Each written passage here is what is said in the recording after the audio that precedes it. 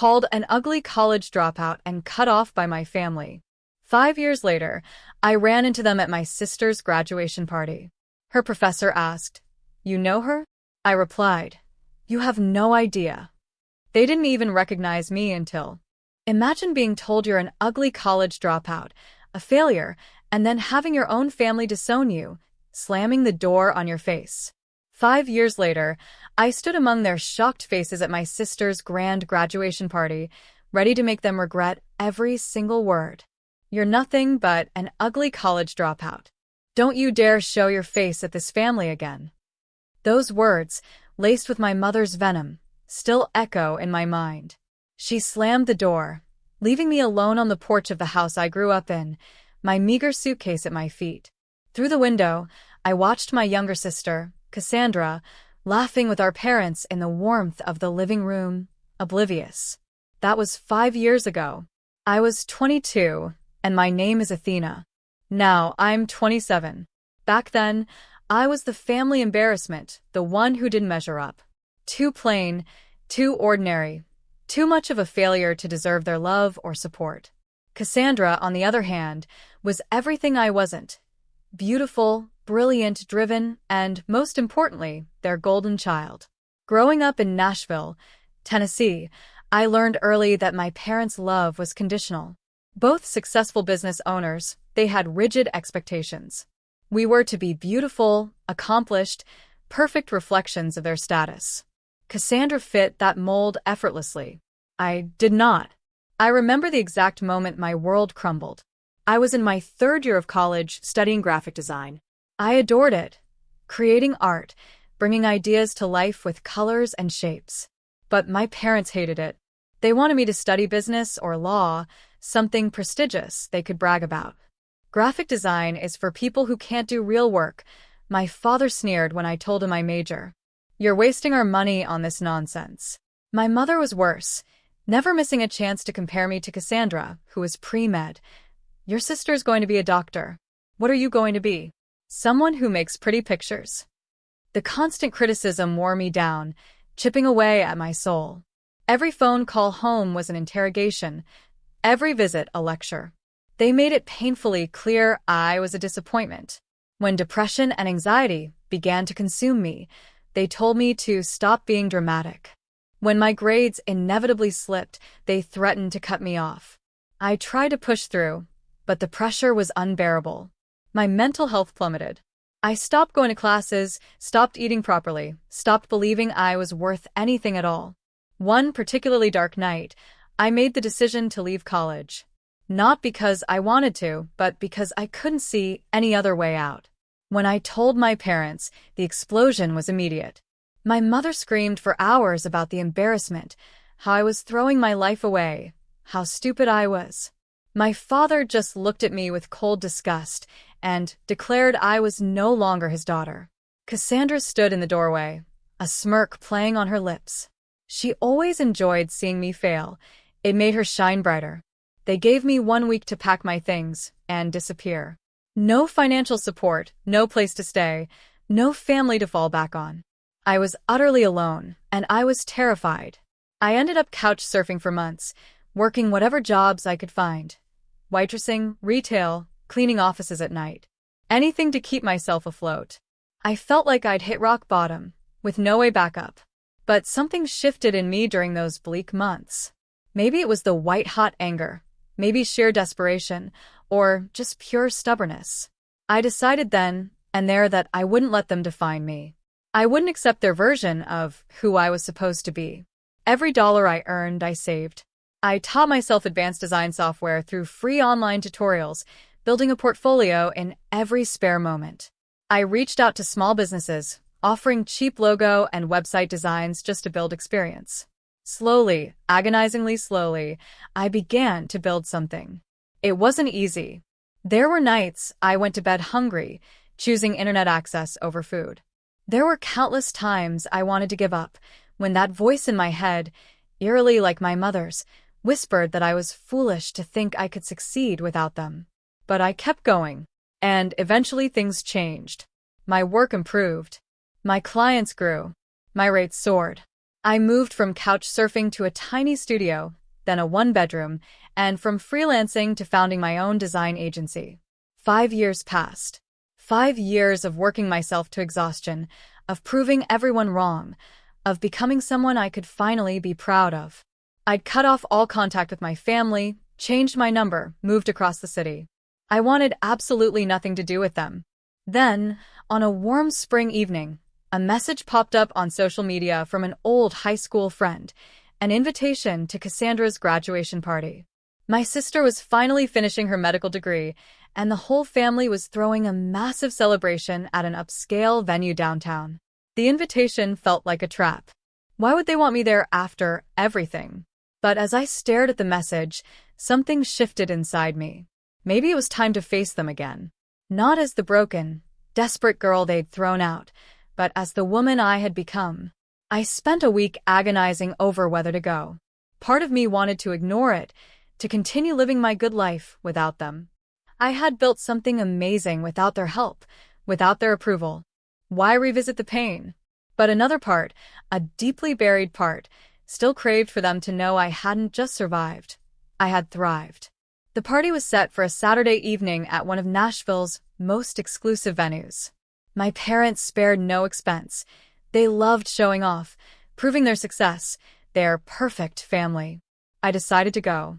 Not for their approval, not for an emotional reunion. I went because I wanted to look them in the eye as an equal and show them exactly what they had thrown away. The days leading up to the party were strange. Memories I'd buried for years resurfaced.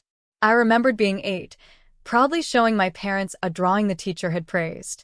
My mother barely glanced at it. My father didn't even look up from his newspaper. I remembered being 13, overhearing my mother complain to her sister about me, how I wasn't developing as quickly as Cassandra, how I'd be the plain daughter. I remembered getting my first design award at 16, rushing home excited, only for my parents to dismiss it because Cassandra had made the honor roll again. Every memory hammered home the same message. I wasn't enough. I would never be enough. Not for them. But now, sitting in the apartment I'd paid for with my own hard work, surrounded by the success I'd built from nothing, I realized something vital. Their opinion didn't matter anymore. I had proven myself to the only person who counted, me. The night of the party arrived.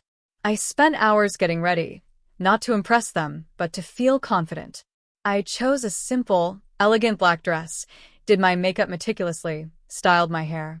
When I looked in the mirror, I saw someone strong staring back, someone who had survived. The venue was even more extravagant than I'd imagined.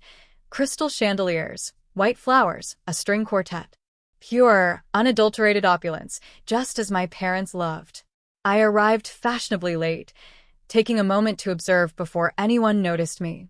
The room buzzed with extended family, friends, business associates, all dressed to impress, all celebrating Cassandra. My sister stood at the center, radiant in a white dress, the picture of a successful medical school graduate. My parents flanked her, beaming with pride. A familiar tightness squeezed my chest. That should have been me. I should have been the one they were proud of. But I had failed their expectations, and they had discarded me. I took a deep breath and stepped further into the room. A few people glanced my way, but no one recognized me. 5 years had changed me. I was thinner, more polished, carried myself with an undeniable confidence. The scared, depressed college dropout was gone. I made my way to the bar. As I waited for my wine, a familiar voice cut through the din. "Athena, is that you?" I turned to find Professor Howard, one of my favorite college teachers from the arts department. He was one of the few who had truly encouraged my design work. He looked older, his hair grayer, but his kind eyes were the same. "Professor Howard," I said, genuinely surprised. "What are you doing here?" He explained he now taught at the medical school. Cassandra had been one of his students. "Brilliant girl. Very driven," he said. He paused, studying my face. "I heard you left school. I always wondered what happened to you. You had such talent." His words hit me harder than I expected. Here was someone who had believed in me, who had seen my potential, and I had vanished without explanation. "I had some personal issues," I said carefully. But I'm doing well now. I own my own design agency. His face lit up. Really? That's wonderful. I always knew you had it in you. Your work was exceptional, even back then. We talked for a few more minutes, catching up. He seemed genuinely happy for my success, more than I could say for most people in this room. By the way, if you're still with me and gripped by this story, don't forget to hit that subscribe button. More unbelievable tales are always coming your way. Professor Howard excused himself. I watched him go, feeling a strange mix of gratitude and acute isolation. I moved through the party like a ghost. People looked at me, their eyes sliding right over my face. I found myself near the dessert table, just as I heard my mother's voice. She was talking to a group of women, all draped in designer clothes, all with the same practiced smile. "We're just so proud of Cassandra," she cooed. Medical school was challenging, but she never gave up. She's always been so determined, so focused, unlike some people. The way she said "some people" was a dagger. Anger flared, hot and sharp, in my chest. "Yes, we're very fortunate," my father chimed in, joining the conversation. "Both of our daughters have done so well. Cassandra is going to be a doctor, and our eldest is very successful in business." I froze. What was he talking about? They had disowned me, told me I was nothing. And now they were lying to their friends, pretending everything was fine, pretending they were proud of me? One of the women asked, "Oh, I didn't know you had another daughter. Where is she? I'd love to meet her." My mother's smile became strained. "She couldn't make it tonight. Work commitments. You know how it is." The lie was so casual, so practiced, I wondered how long they'd been telling it. How many times had they pretended I was still part of their perfect family image, when in reality, they had thrown me away like garbage? I wanted to march over there, expose them, scream the truth. But something stopped me. Self-preservation? Strategy? Or maybe I just wanted to see how deep their lies went before I revealed the truth. I decided to observe, to gather information, to understand the exact story they were selling to their social circle. I moved through the room, listening, picking up fragments of the narrative my parents had constructed. It became clear.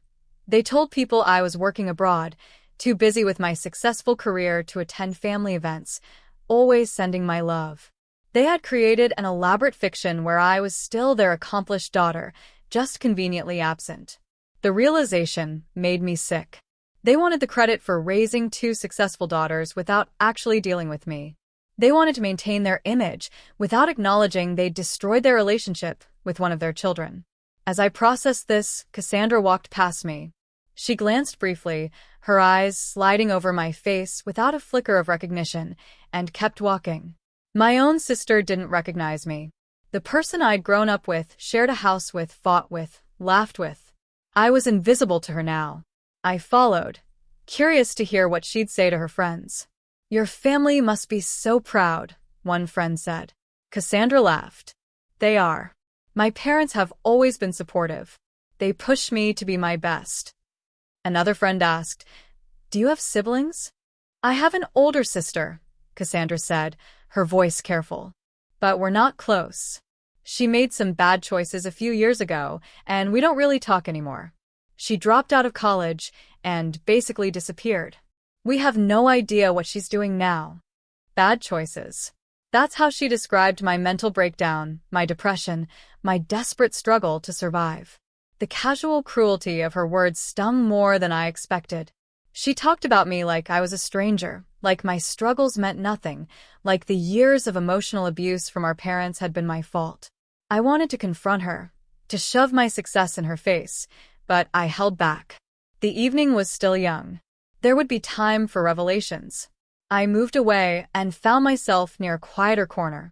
Professor Howard reappeared, this time with a middle-aged man in an expensive suit.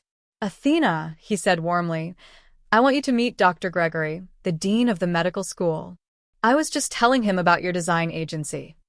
Dr. Gregory extended his hand. "Professor Howard speaks very highly of your work." "Thank you," I said, surprised by the professor's continued advocacy. "Actually," Dr. Gregory continued, We've been looking for someone to redesign our medical school's website and branding materials. The current design is quite outdated. Would you be interested in discussing a potential contract? My heart skipped. This was a major opportunity, the kind of client that could take my agency to the next level.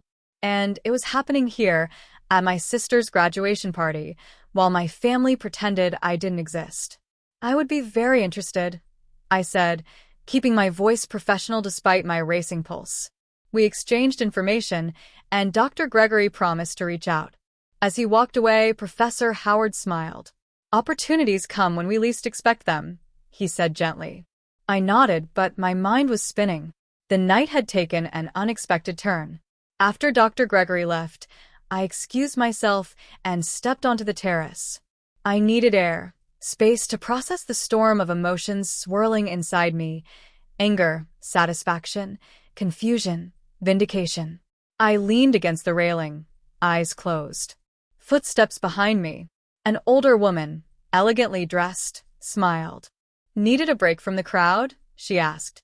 "Something like that," I replied. "I'm Helen," she introduced herself. "A colleague of Cassandra's father." My expression remained neutral. "Nice to meet you." "You look familiar," Helen said, studying my face. "Have we met before?" "I don't think so," I said carefully. She tilted her head. "No, I'm certain I've seen you somewhere. Maybe in photos." Then her eyes widened slightly. "Oh my goodness. Are you Athena?" My stomach dropped. "So, someone did recognize me." "Yes," I said quietly. Helen's face transformed with genuine warmth. "I've heard so much about you. Your parents mentioned you're doing very well in business. They said you're working overseas, but I'm so glad you could make it tonight. Cassandra must be thrilled to have her sister here." The lies were even more elaborate than I thought. I didn't correct her. "Your father showed me some photos of your work last month," Helen went on. "Beautiful designs. He was so proud. He keeps a portfolio of your projects in his office." This was too much. My father kept a portfolio of my work? The same man who had called my career choice worthless, who had disowned me for pursuing it. "That's surprising," I said, unable to keep the edge out of my voice. Helen didn't seem to notice. "Oh, he talks about you all the time. Both his daughters are so accomplished. You must have wonderful parents to have raised such successful children." I felt sick. They were taking credit for my success, the success I had achieved entirely without them after they abandoned me. They were using my accomplishments to enhance their own reputation, while simultaneously pretending I was too busy to attend family events. "Excuse me," I said abruptly. "I need to find the restroom." I left Helen and went back inside, my hands shaking with rage. I needed to confront them. Right now. Expose their lies in front of all their friends. But as I looked around the room, I saw my parents, surrounded by admirers, Cassandra glowing. A public confrontation would only make me look bitter and petty. They'd spin it as me being jealous, unstable, the problem child they always claimed I was. I needed to be smarter. I needed evidence. A way to expose them that couldn't be dismissed. I pulled out my phone and started recording voice memos, documenting everything. The lies people were telling me about my parents' pride, the elaborate fiction they'd constructed. As I recorded, I saw Cassandra break away from her group, heading towards a hallway of private rooms. I followed at a distance. She entered one of the smaller conference rooms. I waited, then pushed the door open slightly. Cassandra was on her phone, her back to me. "I know, Mom," she was saying. "I'm handling it. No one has asked about her specifically. Everyone believes the story about her working overseas." She paused, listening. "What if she shows up?"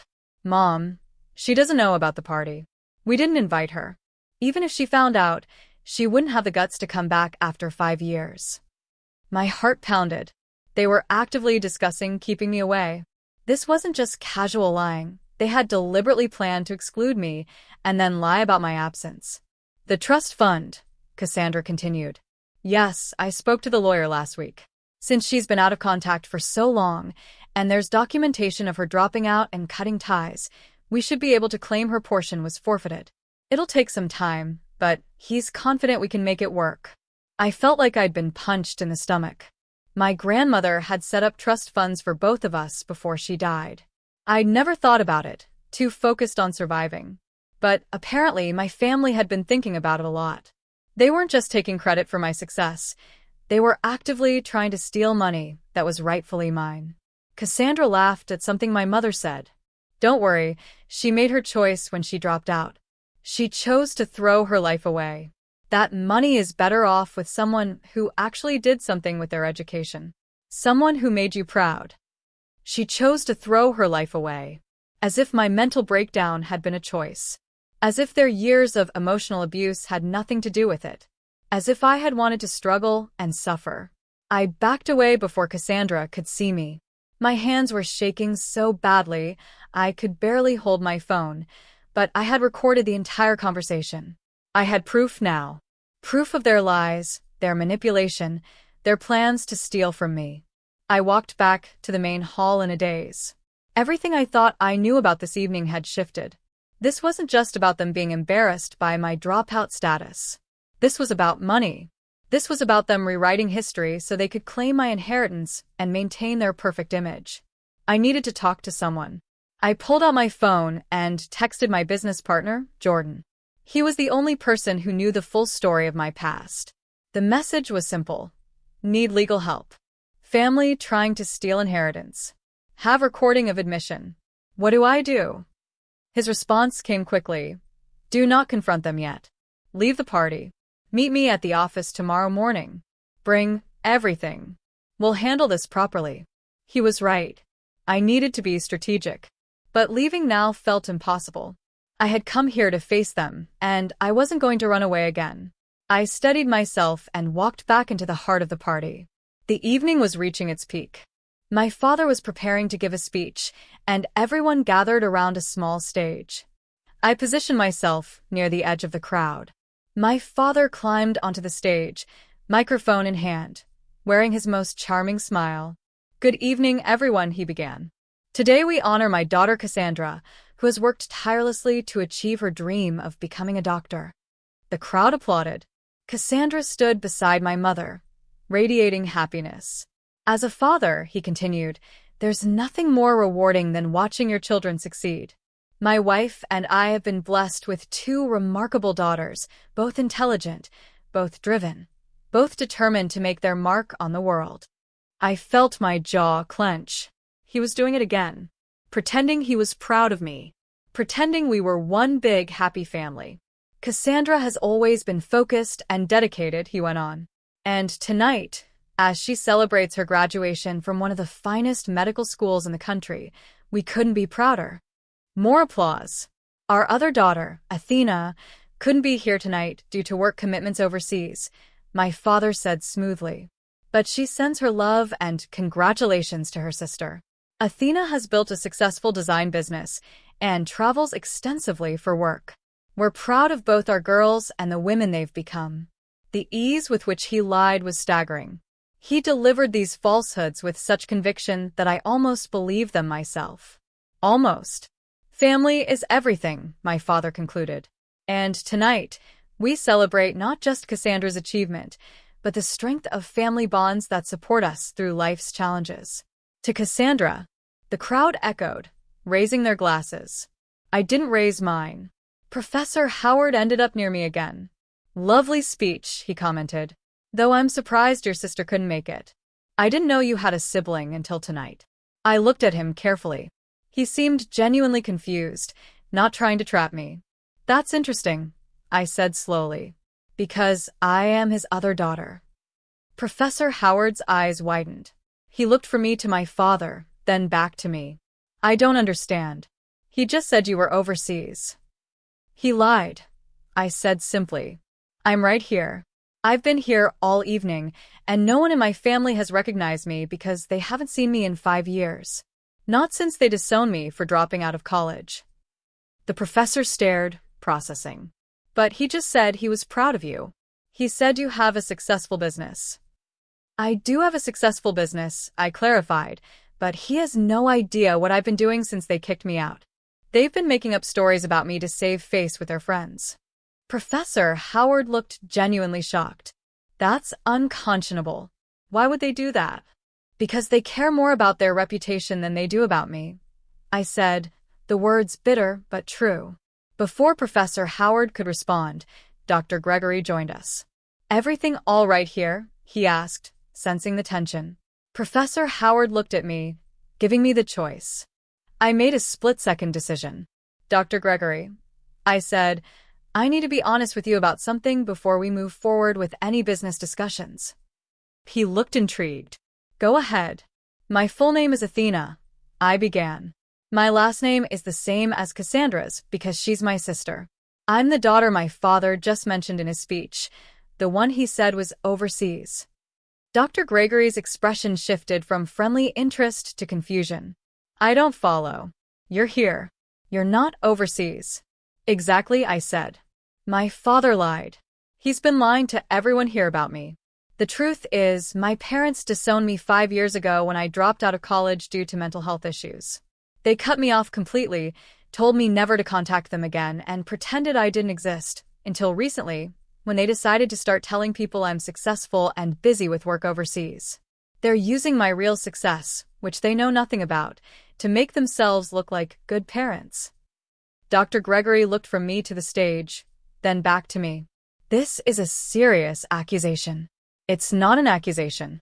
It's the truth, I said, pulling out my phone. I have a recording of my sister on the phone with my mother from earlier tonight. In it, they discuss how relieved they are that I didn't find out about the party and show up. They also discuss plans to steal my inheritance, claiming I forfeited it by dropping out and losing contact. Professor Howard's face had gone pale. Athena, this is terrible. I had no idea you'd been through such an ordeal. Most people don't, I said, because I've been focused on rebuilding my life rather than airing my family's dirty laundry. But I came here tonight because I wanted to face them as someone who had succeeded despite them, not because of them. What I didn't expect was to discover they've been lying about me for years and plotting to steal money that belongs to me. Dr. Gregory was quiet for a long moment. Can you prove you are who you say you are? I pulled out my driver's license. I believe you, he said finally, and I'm appalled by what you've shared. However, I need to think carefully about how to proceed with our business discussions. This puts me in an awkward position, as your father is a respected colleague. My heart sank. Of course. But Professor Howard spoke up. Dr. Gregory, Athena's family situation has nothing to do with her professional capabilities. Her work was exceptional, and she's only improved. Punishing her professionally because her family is dysfunctional would be grossly unfair. Dr. Gregory nodded slowly. You're right. Personal matters shouldn't affect professional opportunities. Athena, I'll be in touch next week as planned. Your work speaks for itself. Relief washed over me, but it was short-lived. My mother was heading our way, her face arranged in a welcoming smile, a woman in tow. Dean Gregory, she called out. She stopped short when she reached us, her eyes finally landing on me. For a second, a flicker of recognition, then confusion, then pure panic. Athena, she whispered, color draining from her face. Hello, Mother, I said calmly. Lovely party, though I noticed I wasn't invited. My mother's mouth opened and closed. She looked at Dr. Gregory and Professor Howard, desperately trying to salvage the situation. What are you doing here? She finally managed, her voice tight. I was invited by a friend, I said. Though I've been here for over an hour now, and this is the first time anyone in my family has recognized me. Interesting, isn't it? My mother's eyes darted nervously. People nearby noticed the tension. We should discuss this privately, she hissed, reaching for my arm. I stepped back, avoiding her touch. Why? You've been discussing me publicly all evening, telling everyone how proud you are, how successful I am, how I'm overseas working on my thriving business. Might as well keep it public, don't you think? You don't understand, my mother hissed, her pleasant facade cracking. We were trying to protect the family. Protect the family? I repeated, loud enough that several heads turned. Is that what you call disowning your daughter? Abandoning her when she was struggling with her mental health? Kicking her out with nowhere to go? You made your choice when you dropped out, my mother said defensively. You threw away everything we gave you. What you gave me? I felt my anger surge. You gave me criticism, comparison, and conditional love. And when I couldn't handle the pressure anymore, you threw me away like I was nothing. My father appeared then, drawn by the commotion. His face mirrored my mother's progression. Recognition, confusion, panic. Athena, he said, his voice carefully controlled. This isn't the time or place for this discussion. Really? Because you seem to have plenty to say about me in your speech. I shot back. All those lies about how proud you are about my successful overseas business, about family bonds and support. Should we tell everyone the truth, Dad? Should we tell them you haven't spoken to me in 5 years? That you told me I was no longer your daughter? People were definitely watching now. Conversations around us had died down. I saw Cassandra pushing through the crowd, her face pale with alarm. Athena, please, my father said, trying to maintain his composure. You're making a scene? I'm making a scene? I laughed bitterly. You've been making up an entire fictional life for me. You've been using my real success, which you know nothing about, to make yourselves look like supportive parents, and now you're upset that I'm calling you out on it. Cassandra reached us, her eyes wide. What's going on? Your sister decided to show up uninvited and create drama at your graduation party, my mother said sharply. Just like her to try to ruin your special day. Uninvited? I turned to Cassandra. Funny thing about that. I overheard your phone conversation earlier. The one where you told Mom how relieved you were that I didn't know about the party and wouldn't show up. The one where you discussed stealing my inheritance. Cassandra's face went white. I don't know what you're talking about. I pulled out my phone. I recorded it. Would you like me to play it for everyone here? Let them hear you and Mom plotting to claim I forfeited my trust fund. Let them hear you laugh about how I threw my life away. You're insane.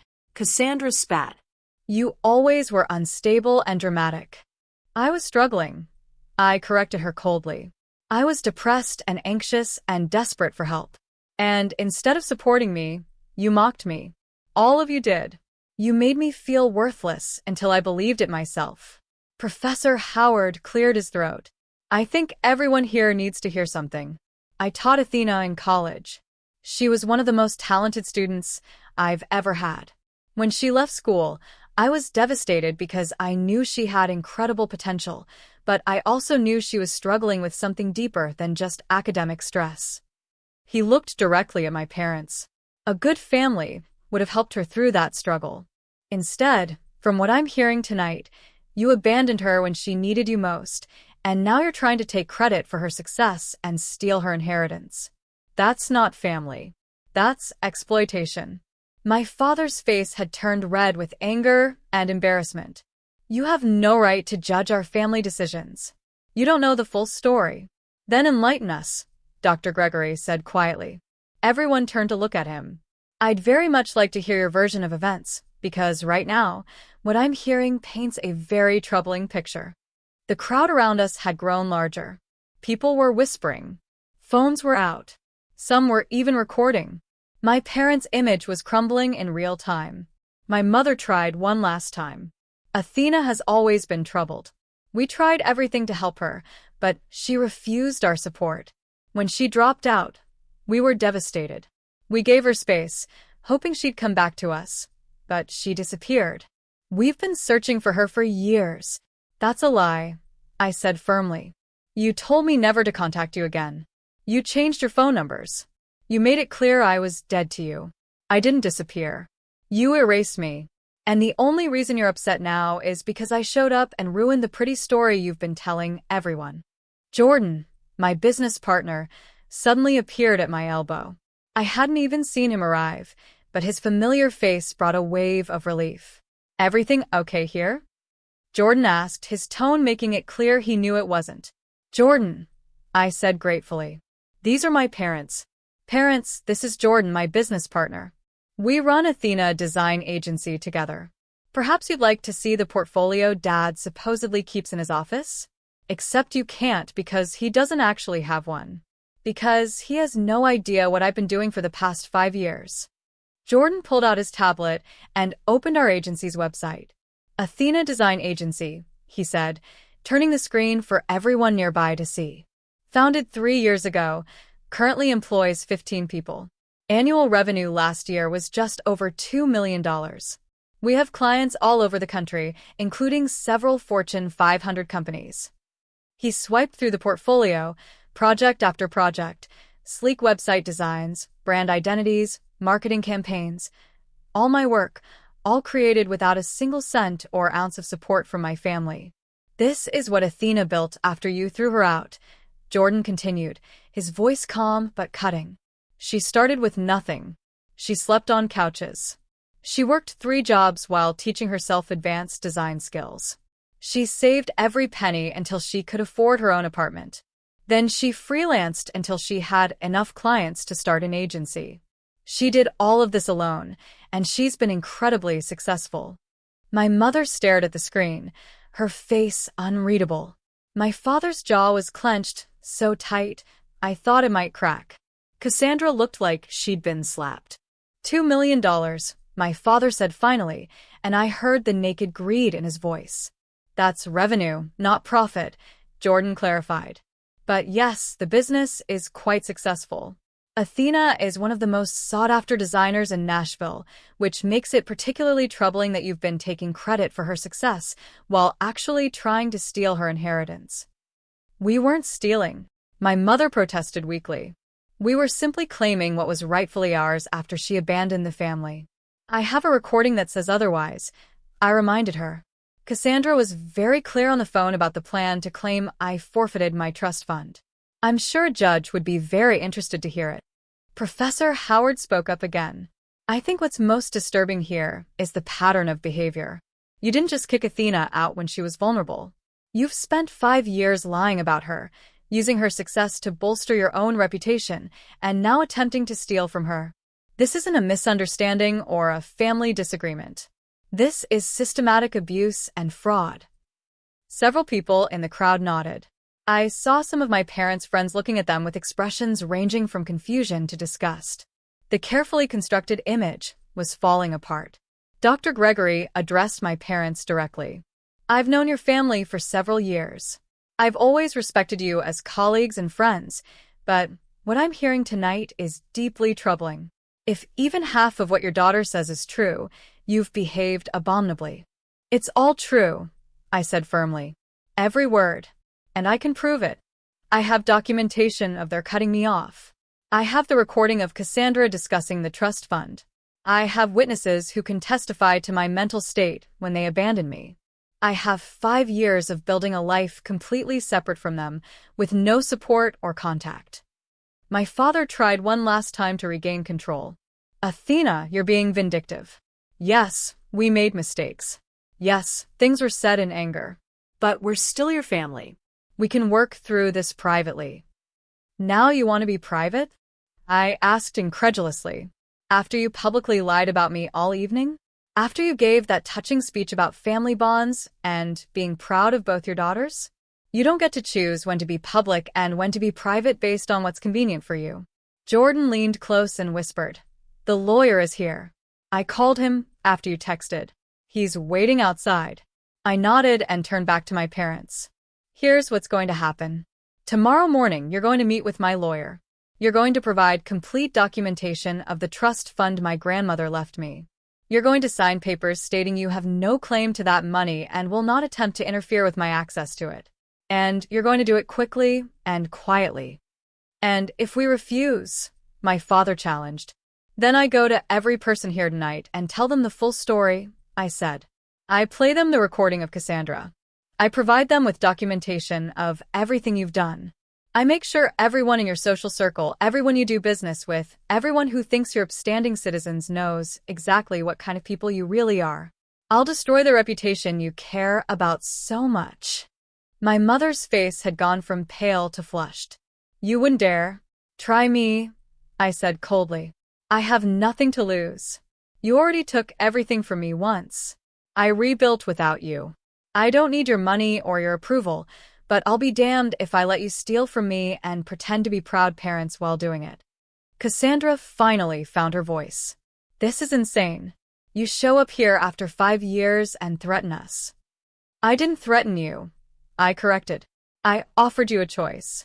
Sign over what's rightfully mine, or face the consequences of your actions. It's really quite simple. Jordan checked his watch. The lawyer is waiting. Athena, we should go. Let them think about their options overnight. I looked at my family one last time. My mother was crying now, careful tears that didn't ruin her makeup. My father looked furious, but trapped. Cassandra just looked stunned. Her perfect graduation party turned into a public spectacle. Congratulations on your graduation, Cassandra, I said. I hope it was everything you dreamed of. Then I turned and walked toward the exit, Jordan beside me, leaving my family standing in the middle of their horrified guests. The lawyer, Marcus, was waiting in the lobby. Sharp-eyed, professional. Jordan had worked with him before. Athena, Marcus greeted me with a firm handshake. Jordan filled me in on the basics. This is quite a situation. That's one way to put it, I said, still shaking from the confrontation. We moved to a quiet corner where Marcus pulled out a legal pad. I told him everything. The disowning, the lies, the overheard phone conversation, the recording. Do you have documentation of the trust fund? He asked. Copies of the original documents my grandmother's lawyer sent me years ago, I said. I never accessed the money because I wanted to prove I could make it on my own, but I kept all the paperwork. Marcus nodded approvingly. Good. And you have this recording? I played it for him. Cassandra's voice came through clearly, discussing with my mother how they planned to claim I'd forfeited the trust fund. Marcus listened intently. This is excellent evidence of intent to defraud, combined with their public lies tonight and witness testimony about their treatment of you. We have a strong case. What happens now? I asked. Now we move quickly, Marcus said. Tomorrow morning, I'll send a formal letter to your parents demanding a meeting. I'll outline what we know and what we're prepared to do if they don't cooperate. Given that their reputation is clearly important to them, and given that several respected people witnessed tonight's confrontation, I believe they'll agree to our terms. Based on what you've told me, your grandmothers will have no conditions about education or contact with family. The money is yours regardless. Any attempt to claim otherwise is fraud. They know this, which is why they were planning to do it quietly. Relief washed over me. So, I can actually get the money? You can and you will, Marcus confirmed. But, Athena, what do you want beyond the money? Criminal charges for attempted fraud? Emotional damages? To go public with their treatment. I considered this carefully. Part of me wanted to burn their lives to the ground. But another part just wanted to be free. I want my money, I said finally. I want them to sign legal documents stating they have no claim to it and will never contact me again. And I want them to stop lying about me. They don't get to use my success to make themselves look good anymore. Marcus nodded. That's reasonable and achievable. I'll draft the documents tonight. Jordan put his hand on my shoulder. You did good in there. I know that couldn't have been easy. It was terrifying, I admitted, but also necessary. I've been running from them for 5 years. Tonight, I finally stopped running. The meeting with my parents and their lawyer happened 3 days later in Marcus's office. The tension was thick. Their lawyer, Donald, tried to take control. My clients are willing to discuss a settlement regarding the trust fund, but they want assurances that this matter will remain private. Marcus didn't blink. Your clients attempted to defraud my client out of money that legally belongs to her. They have no leverage here. We're not negotiating. We're informing them of what will happen. He slid copies of documents across the table. These are the terms. First, you will provide complete access to the trust fund. Second, you will sign a legal document stating you have no claim to that money now or ever. Third, you will cease all contact with Athena unless she initiates it. Fourth, you will immediately stop using her name, her success, or any reference to her in your social or professional circles. My father started to speak, but Marcus held up his hand. I'm not finished. If you fail to comply with any of these terms, we will pursue criminal fraud charges. We will also provide copies of the recording and witness statements from the graduation party to your colleagues, friends, and business associates. The choice is yours. Donald looked at the documents, then at my parents. My mother was crying, real tears this time. My father looked defeated. Cassandra stared at the table. "This is extortion," Donald said weakly. "No," Marcus corrected. "This is justice. Your clients can sign these papers and move on with their lives, minus the money they tried to steal and the daughter they tried to exploit, or they can refuse, and we'll make sure everyone knows exactly what they did. Their reputation will be destroyed, and they'll still lose the trust fund case in court. This way, at least they can maintain some dignity." There was a long silence. Finally, my father spoke. "How much is in the trust fund?" "That's none of your concern anymore," Marcus said. "But for the record, it's enough that Athena will be quite comfortable. More than comfortable, actually." My mother looked at me then, really looked at me. "How can you do this to your own family? You stopped being my family 5 years ago when you threw me out," I said steadily. "I'm just making sure you can't hurt me anymore." "We made mistakes," she said desperately. "But we're still your parents. Doesn't that mean anything?" "It used to," I said quietly. "It used to mean everything. But you taught me that love is conditional. That I'm only worth caring about if I meet your standards. That my pain and struggles don't matter if they're inconvenient for you. You taught me those lessons very well." Cassandra finally spoke, her voice small. "I'm sorry. I shouldn't have said those things on the phone." "You're not sorry you said them," I corrected. "You're sorry I heard them and recorded them. There's a difference." Marcus tapped the documents. "We need an answer. Sign, or we proceed with public disclosure and legal action." Donald whispered something to my parents. They had a brief, heated discussion. Finally, my father picked up the pen. "This isn't over," he said as he signed. "Yes, it is," I replied. "This is exactly as over as it gets." One by one, they signed the documents. My mother, my father, even Cassandra, who had been listed as a secondary beneficiary. Each signature felt like a weight lifting off my shoulders. When it was done, Marcus collected the signed papers. "You'll receive notification when the trust fund transfer is complete," he said. "I expect that will happen within the week." My parents stood to leave. My mother paused at the door, looking back at me one last time. "I hope you'll be happy," she said. And for a moment, she almost sounded sincere. "I already am," I said. "I have been for a while now. I just had to learn to find it without you." They left, and I sat there in the sudden quiet of the conference room. Marcus smiled at me. "How do you feel?"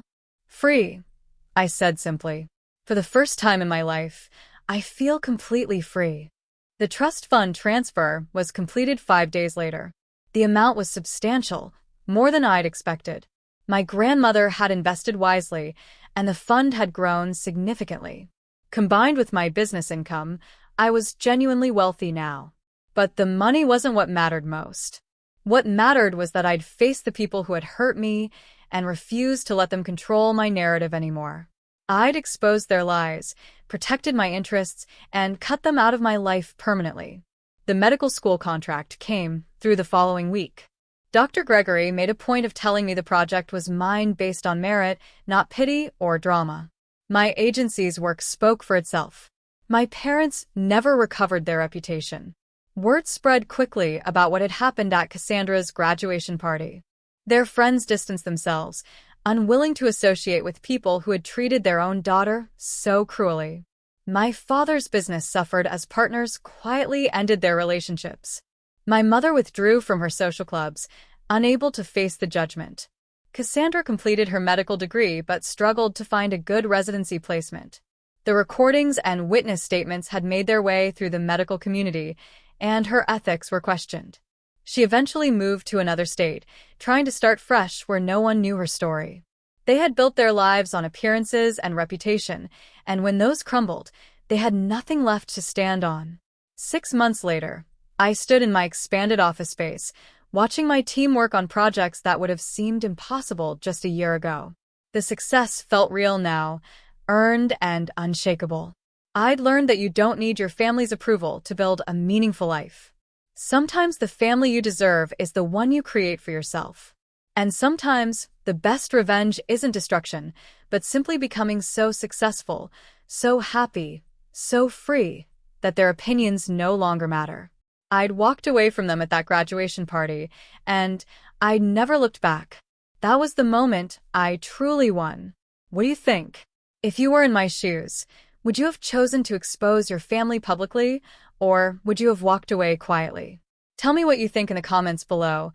I really want to know your perspective.